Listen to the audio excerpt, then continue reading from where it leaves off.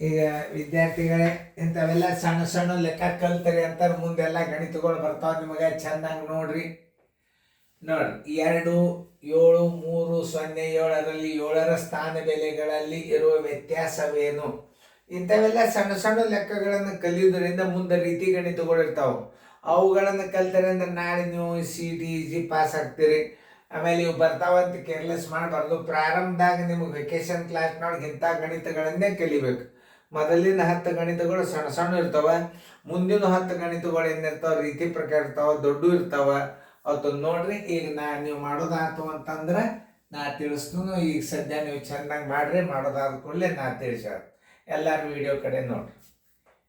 2, 7, 3, 0, 7 7ರ ಸ್ಥಾನ ಬೆಲೆಗಳಲ್ಲಿ ಇರುವ ವ್ಯತ್ಯಾಸವೇನು? 7ಗಳು ಎಷ್ಟವ? 2 ಅವ. ಇಲ್ಲೊಂದು 7 ಅದ, ಇಲ್ಲೊಂದು 7 ಅದ. ಇಲ್ಲಿ ಏನಾಗ್ತದ? ಒಂದು 7ರದ್ದು ಸ್ಥಾನ ಬೆಲೆ ಇಟ್ಟು ಗುಣಾಕಾರ ಮಾಡ್ರಿ. ಬಿಡಿ 10, 100, 1000. ಬಿಡಿ 10, 100, 1000 ಬರೋಬ್ಬರಿ ಏನಾಗ್ತದೆ? 7000 ಆಯ್ತು. ಆಮೇಲೆ ಈಗ ಇಲ್ಲಿ ಬಿಡಿ ಏನದ? 1 ಅದ.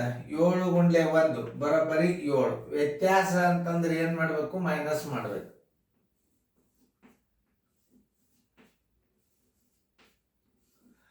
ಬರೋಬ್ಬರಿ 6, 9, 9, 3 ಎಲ್ಲದ ಹುಡುಕ್ಯಾಡಿ. 6, 9, 9, 3 ಉತ್ತರ ಸಂಖ್ಯೆ A. ಇದು ಎಲ್ಲರಿಗೂ ಬರ್ತದ. ಮುಂದಿನ ಗಣಿತಗಳನ್ನು ಪಟ್ಟ ಮಾಡ್ರಿ.